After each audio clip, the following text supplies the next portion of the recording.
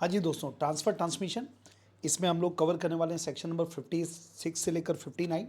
तो section wise बात करते हैं। सबसे पहले एक बेसिक कॉन्सेप्ट ट्रांसफ़र ट्रांसमिशन का और सेक्शन नंबर 56, ये दो चीज़ों के ऊपर बात करेंगे।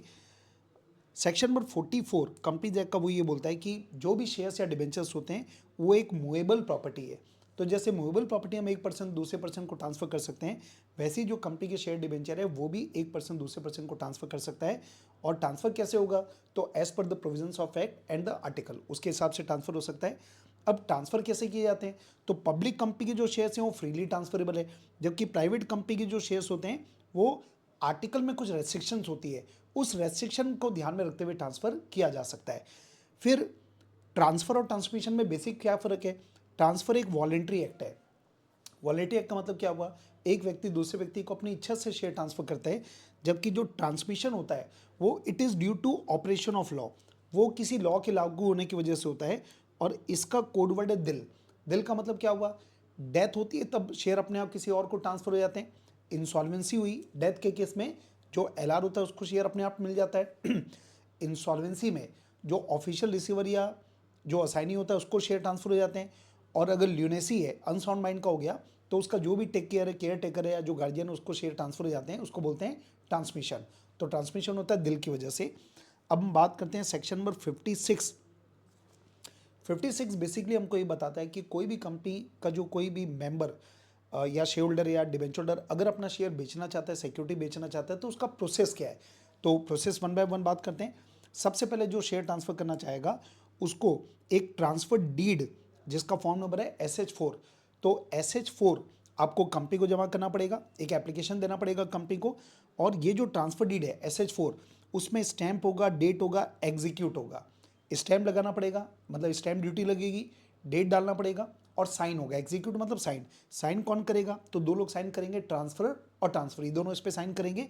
और जो ट्रांसफरी है उसका नेम, एड्रेस और ऑक्यूपेशन वो इसमें मेंशन किया जाता है। अगला पॉइंट, जो ट्रांसफर डीड है ये हमको कंपनी को जमा करना पड़ता है 60 डेज़ के अंदर। 60 डेज़ कब से? जिस दिन हमने डेट डाला है। तो डेट डालने के 60 दिन के अंदर ट्रांसफर डीड को कंपनी को जमा करना पड़ेगा। और उसके साथ में दो में से कोई एक डॉक्यूमेंट जाएगा। पहला या तो कंपनी का शेयर सर्टिफिकेट जाएगा, अगर उसके पास सर्टिफिकेट है तो। और अगर सर्टिफिकेट नहीं है और लेटर ऑफ अलॉटमेंट है तो लेटर ऑफ अलॉटमेंट भी साथ में कंपनी को जमा करना पड़ेगा। फिर अगला कॉन्सेप्ट है, अगर जो ट्रांसफर डीड है वो लॉस्ट हो गया, आपने कंपनी को भेजा और वो लॉस्ट हो गया, या 60 डेज़ में नहीं पहुंच पाया, क्योंकि 60 डेज़ में सबमिट करना है, नहीं पहुंच पाया, तो कंपनी जो है वो इस ट्रांसफ़र को फिर भी एग्जीक्यूट कर सकती है, रजिस्टर कर सकती है, रिकॉर्ड कर सकती है, लेकिन उसके लिए कंपनी इंडेमिनिटी मांगती है। तो इंडेमिनिटी ऑब्टेन करने के बाद उस ट्रांसफ़र को रजिस्टर किया जा सकता है। अगला पॉइंट है, अगर एक पर्सन दूसरे पर्सन को पार्टलीपेट ऑफ शेयर ट्रांसफर करता है तो उसका स्पेशल लॉ है। वो लॉ क्या? देखो, अगर पार्टलीपेट ऑफ शेयर का ट्रांसफर है प्लस जो ट्रांसफर डीड है वो कंपनी को ट्रांसफरर ने भेजा, ट्रांसफरी ने नहीं, ट्रांसफरर ने भेजा, तो उस केस में जो कंपनी है वो ट्रांसफरी को एक नोटिस भेजेगी। और उस नोटिस में उनको बोलेगा कि अगर आपको कोई ऑब्जेक्शन है तो ऑब्जेक्शन रेज कर लो। ऑब्जेक्शन रेज करना है तो 2 वीक के अंदर उसको ऑब्जेक्शन रेज करना पड़ेगा। और अगर कोई ऑब्जेक्शन नहीं आता तो उस केस में कंपनी इस ट्रांसफर को रजिस्टर कर लेगी। नेक्स्ट पॉइंट है, जो शेयर या डिबेंचर सर्टिफिकेट है उसको कंपनी कब तक अपने शेयर होल्डर को या डिबेंचर होल्डर को भेजेगा, उसका टाइम लिमिट। तो 4 टाइम लिमिट है। पहला, जो एमओए के सब्सक्राइबर है उसको इनकॉर्पोरेशन की डेट के 2 महीने के अंदर सर्टिफिकेट कंपनी भेजेगी। अगर शेयर्स का अलॉटमेंट है तो अलॉटमेंट के 2 महीने के अंदर उनको सर्टिफिकेट भेजा जाएगा। अगर डिबेंचर्स का अलॉटमेंट है तो अलॉटमेंट के 6 महीने के अंदर डिबेंचर सर्टिफिकेट उनको भेजा जाएगा। और अगर ट्रांसफर या ट्रांसमिशन चाहे शेयर हो या डिबेंचर हो तो उस केस में जिस दिन कंपनी के पास ट्रांसफर डीड मिली है उसके 1 महीने के अंदर कंपनी को सर्टिफिकेट भेजना पड़ेगा। अगर शेयर्स डीमेट फॉर्म में तो उस केस में जैसी ही कंपनी अलॉटमेंट करती है, अलॉटमेंट करने के बाद तुरंत अलॉटी की जो लिस्ट है वो आप डिपॉजिटरी को भेजेंगे, कंपनी डिपॉजिटरी को भेजेगी। मतलब यहाँ पे एज सच कोई टाइम लिमिट नहीं है। अगला पॉइंट है डिपॉजिटरी की लायबिलिटी।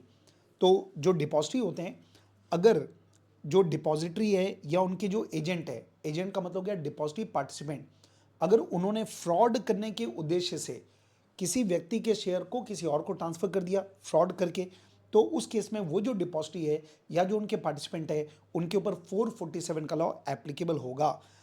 अगला पॉइंट है transfer of security of disease person.